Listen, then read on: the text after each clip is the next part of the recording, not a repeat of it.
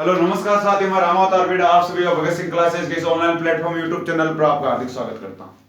हमारी चर्चा चल रही थी इंडियन पॉलिटी में हमारा चल रहा था संविधान। तो आज हम चर्चा करेंगे संविधान में, और संविधान में हमने अनुच्छेद 112 कुल मिलाकर बात है वित्त विधेयकों पर चर्चा चल रही थी। वित्तीय जो विधेयक है उन पर चर्चा चल रही थी, ठीक है। तो उनमें चर्चा चल रही थी तो रिवीजन कर लेते, थोड़ा सा देख लेते क्या चर्चा चल रही थी, क्या चर्चा करनी है। तो हम अनुच्छेद 112 पढ़ रहा था। अनुच्छेद 12 में बता रहा था मैं आपको कि अनुच्छेद 112 में है वित्त विधेयक के बारे में, बजट के बारे में। किसके बारे में साथियों? बजट के बारे में। कुल मिलाकर हम शॉर्ट लिखे तो बजट, शॉर्ट लिखे तो बजट, ठीक है। फिर अनुच्छेद 13 में प्राकलन, एस्टिमेट। मतलब अनुच्छेद 112 में क्या होगा, वित्त मंत्री खड़ा होकर भाषण देगा कि हमारी गवर्नमेंट आने वाले वर्ष में ये काम करेगी। सबसे पहले तो बजट कितने प्रकार के होते हैं शायद? तो बजट मुख्यतः दो प्रकार के होते हैं, एक आम बजट, एक अंतरिम बजट। आम बजट कौन सा होता है? जो एक पूरे साल के लिए लाया जाता है। और अंतरिम बजट क्या होता है? जब चुनावी साल होता है, जब चुनावी साल होता है, जैसे 2024 में भाई अपने लोकसभा का चुनाव है, तो वो तो पूरे साल चलेगा नहीं जैसे नॉर्मली हमारा बजट आता है। वैसे है क्या, मैं आपको एक बात बताऊं, जैसे अभी आया था मार्च 2021 में आया था ये, जैसे नॉर्मली शुरू होता है 1 अप्रैल से शुरू होके बजट 1 अप्रैल 2021 से शुरू होकर ये मार्च 2022 तक चलेगा। यानी कुल मिलाकर बजट है मार्च 2021 से 2022, 31 मार्च 2022 तक वैलिड रहेगा। तो होता क्या, नॉर्मली हम कहते हैं कि अभी अभी कौन सा बजट चल रहा है, तो बजट 2021-22 यानी साल 21-22। तो हमारे नेता देखो अभी तक इसको जनवरी तक नहीं ले जा पाए। 70-72 साल हो गए गवर्नमेंट बनाते हुए, लेकिन जनवरी नहीं ले जा पाए। तो 1 अप्रैल से शुरू होकर 31 मार्च तक चलता है, ठीक है। ये चीज आई। इसी प्रकार 2023 में जो बजट आएगा वो आएगा 1 अप्रैल 2023 को आएगा, आप सभी को पता है, और 31 मार्च 2024 तक रहेगा। 2024 में हम सभी को पता है चुनाव होना है। तो 2024 में चुनाव होना है, ये तो है नहीं कि आप 1 अप्रैल को ही हो जाएगा, ये 31 मार्च से भाई आचार संहिता लग जाएगी, ये तो होता नहीं। क्योंकि लगभग अनुमान है मई जून में चुनाव होंगे। वैसे तो नेताओं के एग्जाम में हो गया, लेकिन मई जून में यदि चुनाव होंगे, आप सब समझदार हो, तो मई जून लगभग हम लेके चले 15 मई। तो चलो मई का 15 दिन छोड़ दो, क्योंकि मई के 15 दिनों में आचार संहिता वगैरह लास्ट टाइम में वो लग जाती है। लेकिन अब 31 मार्च तक है, तो अपने पास अप्रैल बच गया पूरा। और आप सबको पता है कि गवर्नमेंट जितना काम 4.5 साल में नहीं करवाती, उतना लास्ट के 6 महीनों में करवाती है। घोषणाएं करती है, काम करवाती है, या देती है राज्यों को कि भाई ये काम करवाना चाहिए, ठीक है। तो गवर्नमेंट का ये 1 महीना अप्रैल का है भाई, 1 महीना अप्रैल का, इसके लिए बजट लाना पड़ेगा गवर्नमेंट को भाई। ये अप्रैल का मतलब हो गया कि भाई अप्रैल में जो भी बजट के बिना यदि गवर्नमेंट कर्मचारी है ना, उसको सैलरी भी नहीं दी जाएगी, वो भी बजट से ही निकलती है। तो ठीक है, बजट में भाषण चल रहा था, ठीक है। 2 प्रकार के हो गए थे, हमने एक चर्चा के लिए आम बजट आ रहा है, ये आ रहा है 1 अप्रैल 2021 से 31 मार्च 2022 तक है ना, ये बजट आ रहा है ना, ये आम बजट है। अब लास्ट में इस 1 महीने के लिए गवर्नमेंट जो बजट लेकर आएगी ना अप्रैल के लिए, अप्रैल 2024 के लिए, भाई यदि मई में चुनाव होते तो बात कर रहा हूं, यदि अब जून में हो गए, यदि जून में होते तो अप्रैल और मई के लिए लाना पड़ेगा बजट। तो इन 2 महीनों के लिए जो बजट लाएगी गवर्नमेंट, वो क्या कहलाता है? अंतरिम बजट। तो आपको दोनों चीजों में डिफरेंस पता हो गया। यदि आम बजट और अंतरिम बजट में कोई अंतर पूछे तो कोई प्रॉब्लम नहीं आएगी। चलो ठीक है, तो हमने बजट के 2 प्रकार पढ़ लिए। फिर आता प्राकलन। प्राकलन को मतलब इंग्लिश में कहते हैं एस्टिमेट। अब होता क्या, बजट में आप नॉर्मली देखते हो, बजट जब आता है तो वित्त मंत्री क्या करता है, भाषण देता है। 2 दिन तक बजट इतना लंबा चौड़ा होता है, भारत का बजट इतना लंबा चौड़ा होता है, 2 दिन तक लग जाते हैं भाषण देते हुए। यानी बजट को केवल पढ़ते हुए, सामने कॉपी होती, कॉपी में से पढ़ते हुए 2 दिन लग जाते हैं उसको। और वित्त मंत्री है वो पानी की बोतल नहीं, पानी की बाल्टी लेकर भाषण पढ़ना शुरू करती है। हम रेल में खिड़कियों को काला करेंगे, हम ड्राइवर को पीला करेंगे, हम टीटी को ऐसा करेंगे, हम टीटी का कलर ऐसा कर देंगे, टीटी की ड्रेस का कलर ऐसा कर देंगे, फिर पानी पी लिया। हम सभी टीचरों को सस्पेंड करेंगे, हम चपरासियों से अब शिक्षा करवाएंगे, हम स्कूलों के ऊपर काली पोतेंगे, ये फिर पानी पिया। फिर आ गया, हम सेना के लिए राफेल खरीदेंगे, हम सेना के लिए वो लड़ाकू विमान खरीदेंगे, हम सेना के लिए वो करेंगे, फिर पानी पिया। तो ऐसा करके 2 दिन लग जाता है। वित्त मंत्री को बजट प्रस्तुत करने में यानी भाषण देने में।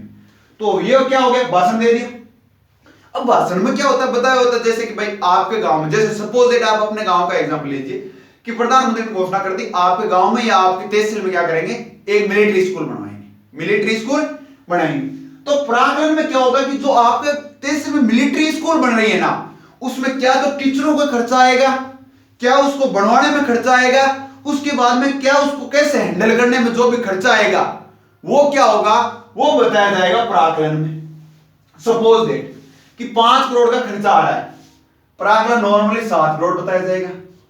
अब आगे बात करेंगे क्यों बताया जाए, प्राकलन क्या बताया जाएगा, लगभग लगभग ऐसा है, हो रहा है, रियलिटी में है, रियलिटी में होता है कि 7 करोड़ बताया जाएगा कि भाई 7 करोड़ में हम क्या करेंगे, सपोज दैट XYZ आपकी तहसील है, उस तहसील में हम मिलिट्री स्कूल बनाएंगे, उस स्कूल में मिलिट्री स्कूल बनाएंगे, उसमें टीचर एडजस्ट करेंगे, हम वहां तक उस स्तर की पढ़ाई करवाएंगे, ठीक है।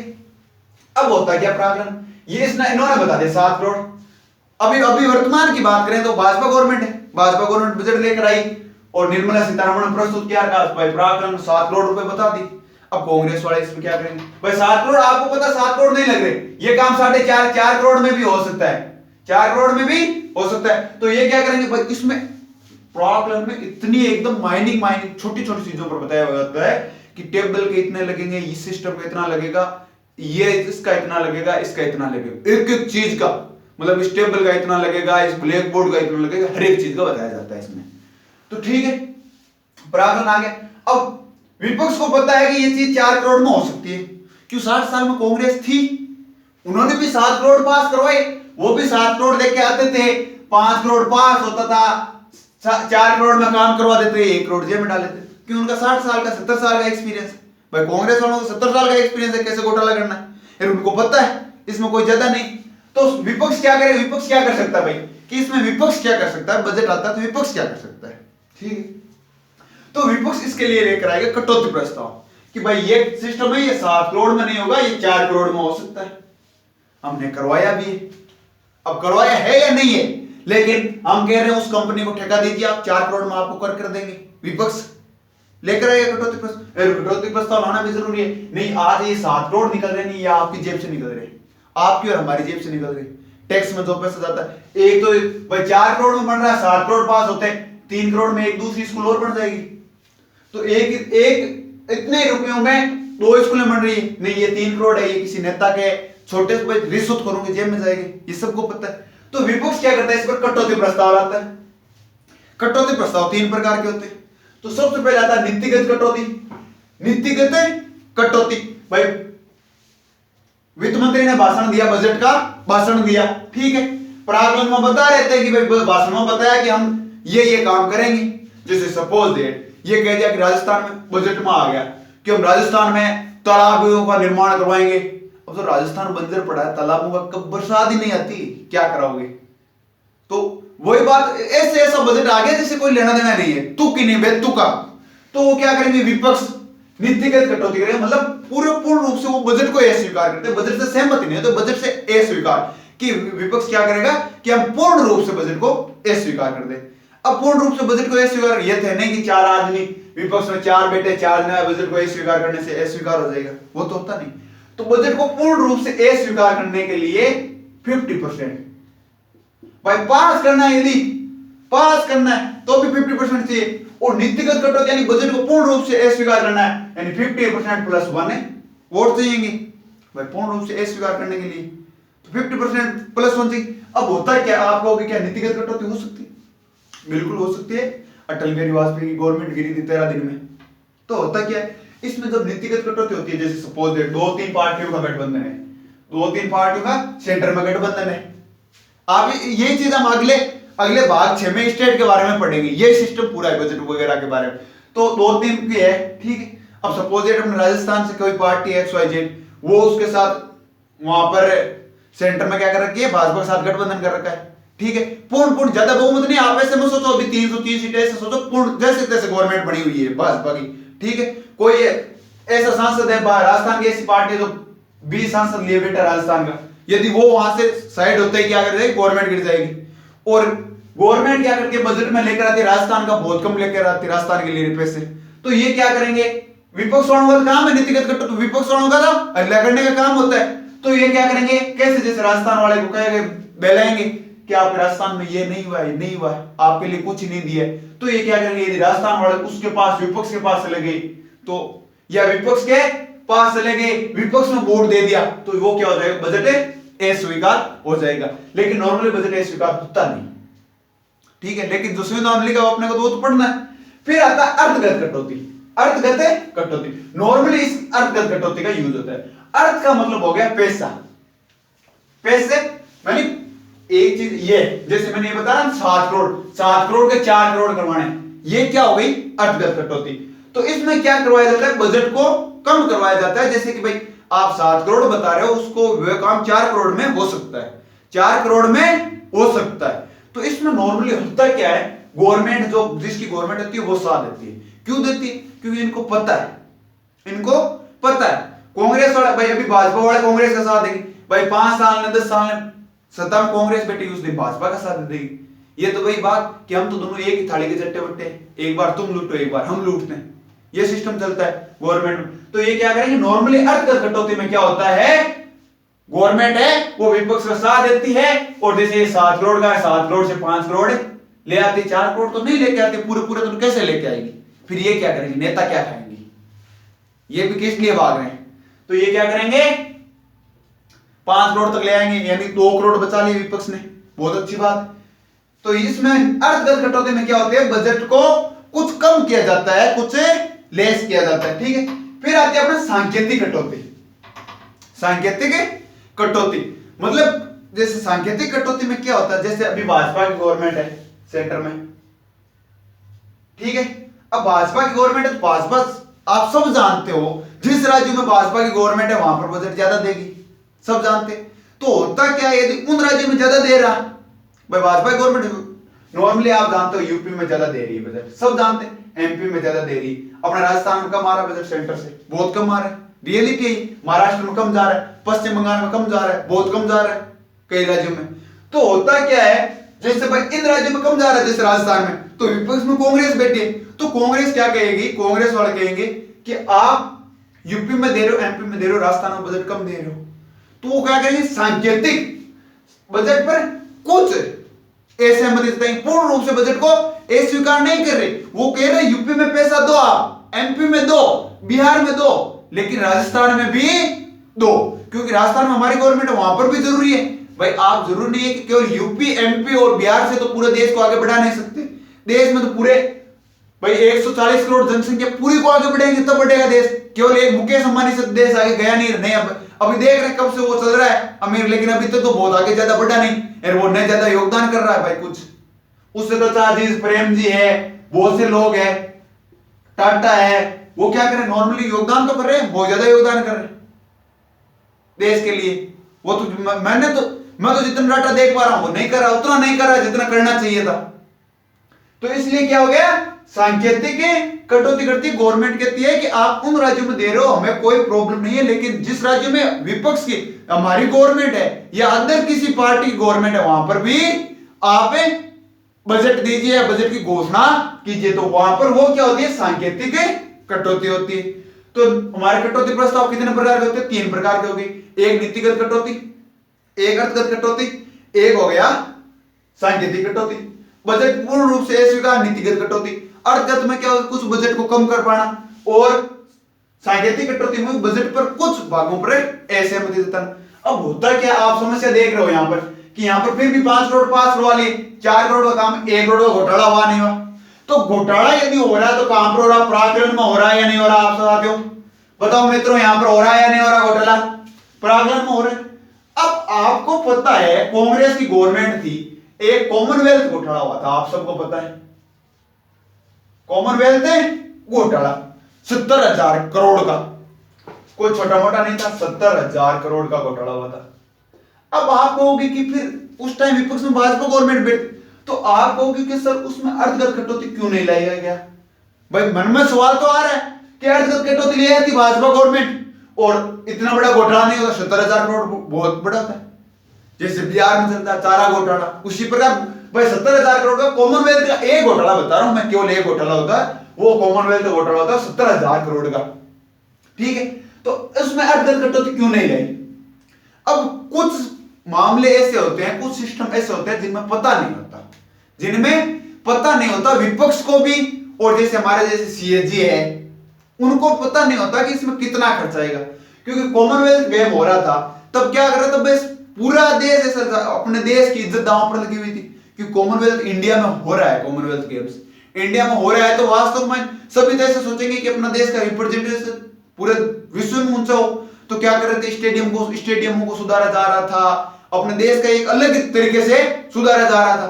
तो किसी को पता नहीं था कितना खर्च आएगा।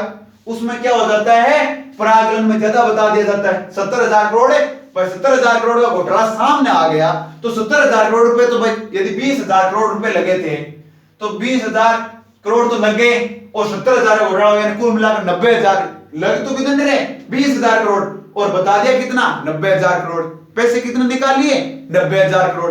तो उसमें क्या हो जाता है, तो इसलिए कुछ मामले ऐसे होते हैं जिनमें घोटाला हो जाता है ताकि विपक्ष को भी पता नहीं होता है कि इसमें क्या कटौती प्रस्ताव लेकर आए। अब बताओ कॉमनवेल्थ में विपक्ष क्या लेकर आता, उस टाइम बीजेपी गवर्नमेंट क्या अर्थगत लेकर आती, बीजेपी कितना एस्टिमेट बताती, बीजेपी कितना एस्टिमेट बताती कि भाई आप इतना रुपए लगाओ, क्योंकि उस टाइम देश की इज्जत दांव पर लगी हुई थी, इसलिए उस टाइम नहीं कर पाए।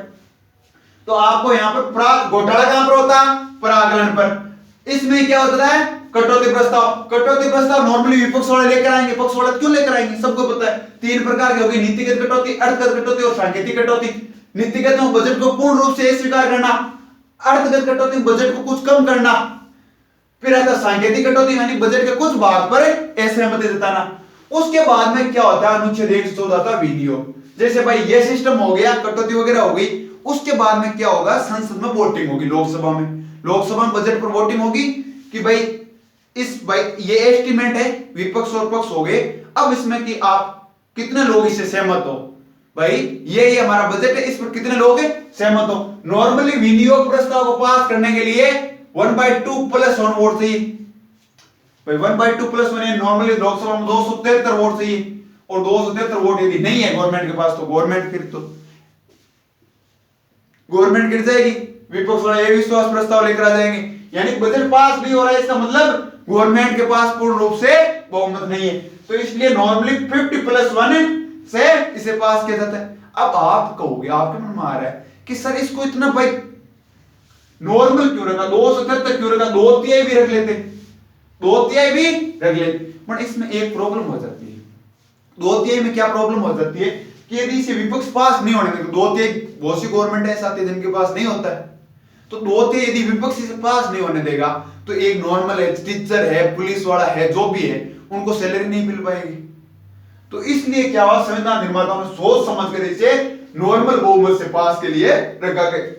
अब बता अनुच्छेद 115 अतिरिक्त अनुदान। अब होता क्या, इसके लिए मैं आपको एग्जाम्पल देता हूं। जैसे मोदी गवर्नमेंट ने कह दिया कि हम कश्मीर से कन्याकुमारी तक सड़क बनाएंगे, 6 लेन सड़क बनाएंगे, उसके लिए इन्होंने पास कर दिया 2 लाख करोड़ रुपए, 2 लाख करोड़ रुपए पास कर दी। अभी के हिसाब से खर्चा देख के 2 लाख करोड़ पास कर दी। अब आप सबको पता है कि 15 दिन में, 20 दिन में या 12 महीनों में बढ़ने वाले नहीं है, इसको कम से कम 15-20 साल लग जाएंगे, कम से कम 15-20 वर्ष लग जाएंगे। तो 15-20 वर्ष लग जाएंगे, 15-20 वर्ष में महंगाई तो बढ़ रही है, महंगाई तो बढ़ेगी। तो अभी जो काम 2 लाख करोड़ में हो रहा है वो 15-20 साल बाद आप सबको पता 2 लाख करोड़ में हो नहीं पाएगा। आप नॉर्मली आपके घर का एग्जांपल लेकर देख लीजिए कि एक आज से 10 साल पहले जिस व्यक्ति ने मकान बनाया था वो 10 लाख में एक पूरा मकान खड़ा कर लिया था नॉर्मली, और आज 10 लाख में मकान खड़ा कर लीजिए, वैसा नहीं हो पाएगा। सबको पता महंगाई बढ़ रही, तो इसलिए भाई ये 2 लाख करोड़ में नहीं हो पाएगी, 10 साल 12 साल या 15 साल बाद में नहीं हो पाएगी।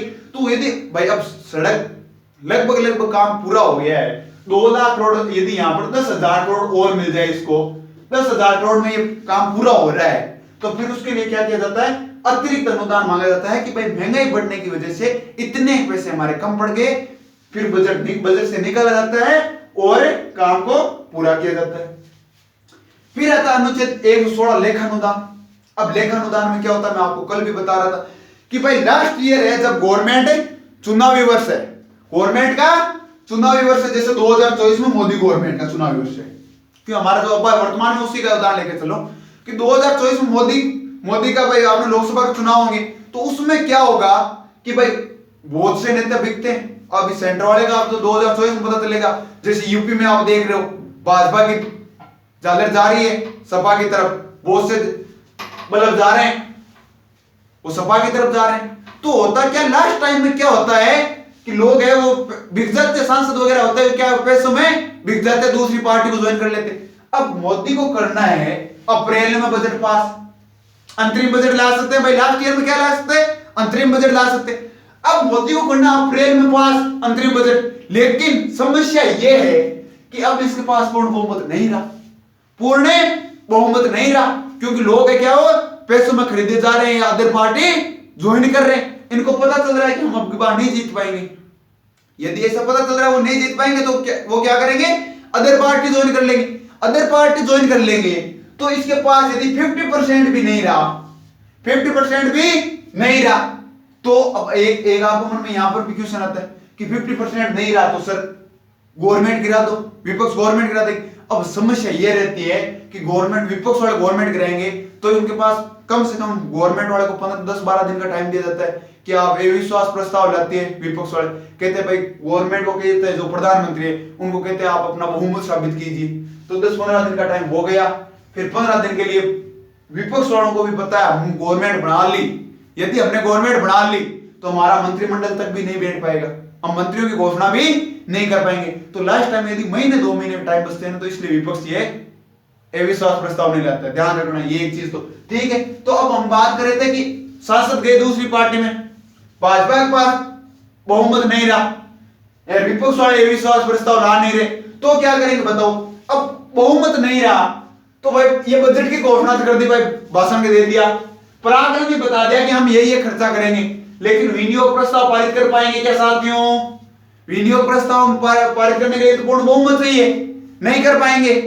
विपक्ष तो यही चाहेगा कि गवर्नमेंट गिराने में क्या मजा है, विनियोग प्रस्ताव पारित मत होने दो, ये काम नहीं कर पाएंगे। एक पैसा जब तक विनियोग प्रस्ताव पारित नहीं होता ना, जब तक गवर्नमेंट 1 रुपया भी नहीं निकाल पाती। विनियोग प्रस्ताव पारित हो गया ना, इसका मतलब प्राकलन में जो फाइनली हो गया कटौती प्रस्ताव के बाद में जितने पैसे हो गए वो पूरे निकाल सकती, उससे न तो एक ज्यादा निकलता है न उससे एक कम निकलता है। तो अब सबको पता गवर्नमेंट यहां पर विपक्ष वाले क्या करेंगे, विनियोग प्रस्ताव पास नहीं होने देंगे, और विनियोग प्रस्ताव पास नहीं होगा तो गवर्नमेंट पैसा नहीं निकाल पाएगी, और पैसा नहीं निकाल पाएगी तो काम कैसे करवाएगी। आप सबको पता है कि लास्ट के जितने 1-2 महीनों में काम होता है उतना धुआंधार घोषणाएं होती है, उतनी तो कभी नहीं होती। तो इसके लिए क्या क्या संविधान निर्माता होशियार बहुत थे ना, इनको पता था कि आगे आने वाली पीढ़ियां ये नालायक कैसे आएंगे कि ये बिक जाएंगे पैसों में, तो इसलिए उन्होंने एक अनुच्छेद 116 बनाया, लेखानुदान।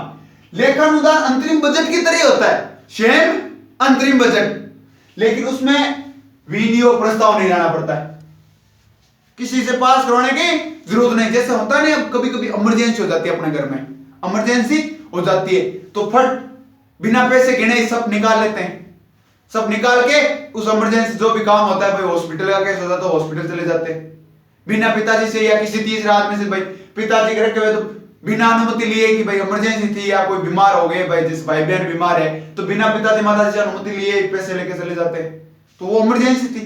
अब यहां पर तो गवर्नमेंट के लिए इमरजेंसी आ रखी है, भाई जो सत्ता पक्ष है उसके लिए इमरजेंसी आ रखी है, तो इसलिए क्या करेगा संविधान निर्माताओं ने एक अनुच्छेद बनाया, अनुच्छेद 116, और लेखा अनुदान का सिस्टम दिया। सेम अंतरिम बजट की तरह होता है। इसमें होता क्या है, इनकम के सोर्स नहीं बताए जाते।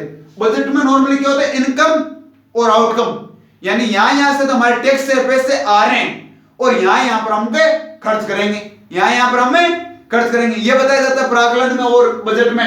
भाई बजट में घोषणा ये तो होती है कि हमारे जीएसटी से इतने करोड़ रुपए आ रहे हैं, इनका हम यहां पर जैसे ट्रेन में एक नई ट्रेन चलाएंगे, हम इतने ये करेंगे, रेलवे स्टेशनों का सौंदर्यीकरण करेंगे, हम भाई इस रेलवे स्टेशन को प्राइवेटाइजेशन कर रहे हैं तो हमारे प्राइवेट कंपनी इतने पैसे दे रही है, इससे हम वहां पर लगाएंगे। तो इसलिए इनमें आय और व्यय दोनों बताया जा रहा बजट में, जबकि लेखानुदान में केवल व्यय बता दो, केवल कि हम यहां पर खर्च करेंगे और आपको विनियोग प्रस्ताव भी पारित नहीं करवाना पड़ेगा। तो इसलिए संविधान निर्माता बहुत होशियार थे, तो उस टाइम उन्होंने क्या सिस्टम रखा कि लास्ट टाइम में यदि चुनावी वर्ष में लेखानुदान और अंतरिम बजट केवल चुनावी वर्ष में ही लाया जा सकता है, नहीं तो ये नालायक यदि पूर्ण बहुमत नहीं हो तो ये लेखानुदान ले आए, शुरू में ले आए ये तो इसलिए क्या संविधान निर्माता बहुत टैलेंटेड थे, उन्होंने कहा कि चुनावी वर्ष में आप अंतरिम बजट ला सकते हो और चुनावी वर्ष में लेखानुदान ला सकते हो। यदि आप में हिम्मत है तो अंतरिम बजट लेकर आइए, यदि आप विनियोग प्रस्ताव पास करवा सकते हो तो। यदि आप विनियोग प्रस्ताव नहीं पास करवा सकते तो आप लेखानुदान के द्वारा बजट भाई गवर्नमेंट के संचित कोष से पैसे निकाल लीजिए और जनता पर खर्च कीजिए और चुनाव लड़िए और पूर्ण बहुमत से वापस जीतकर आप बता दीजिए विपक्ष को कि हमने ये इतने पैसे निकाले थे आपके सामने और यही हम खर्च करके आए हैं, यही हम घोषणाएं करके आए। तो ये लेखानुदान में होता है। तो आपको कटौती प्रस्ताव समझ में आ गया, अंतरिम बजट आ गया, बजट आम बजट आ गया। तो आपको यदि कहीं पर कंफ्यूजन नहीं होना चाहिए आम बजट और अंतरिम बजट में। आम बजट पूर्ण वर्ष के लिए आता है और अंतरिम बजट है वो केवल चुनावी वर्ष में आता है। लेखानुदान केवल चुनावी वर्ष में आता है। लेखानुदान और अंतरिम बजट में इतना ही फर्क होता है कि अंतरिम बजट में विनियोग प्रस्ताव पारित करवाना पड़ता है, जबकि लेखानुदान में विनियोग प्रस्ताव पारित नहीं करवाना पड़ता। अंतरिम बजट में आय और व्यय दोनों का सिस्टम बताया जाता है, जबकि लेखानुदान में केवल खर्च ही बताया जाता है। ठीक है, यहां तक चर्चा होगी। कटौती प्रस्ताव कब लाया जाता है, किसके द्वारा लाया जाता है, तो विपक्ष के द्वारा। कितने प्रकार के हो गए, नीतिगत, अर्थगत और सांकेतिक। नीतिगत का मतलब बजट को पूर्ण रूप से अस्वीकार करना, अर्थगत का मतलब बजट को कुछ कम करना और सांकेतिक का मतलब कि कुछ इशू से बजट से असहमत होना। तो आज के लिए हम इतनी चर्चा करेंगे, इससे आगे नीचे 17, 18, 19, 20 की हम आगे चर्चा करेंगे। तो अभी तक आपने यदि चैनल सब्सक्राइब नहीं किया, चैनल सब्सक्राइब जरूर करें। वीडियो पसंद आ रहा है तो वीडियो को लाइक करें और अपने दोस्तों के साथ जरूर शेयर करें जो तैयारी कर रहे हैं, कंपटीशन की बहुत अच्छी। इसलिए और यदि आप चैनल को सब्सक्राइब कर रहे हैं तो बेल आइकन को प्रेस जरूर करें ताकि हमारा वीडियो अपलोड होते ही आपके पास नोटिफिकेशन आ जाए और हो सकता है कि जल्दी हम लाइव क्लासेस भी शुरू कर दें। तो आज के लिए इतना ही। जय हिंद, जय भारत।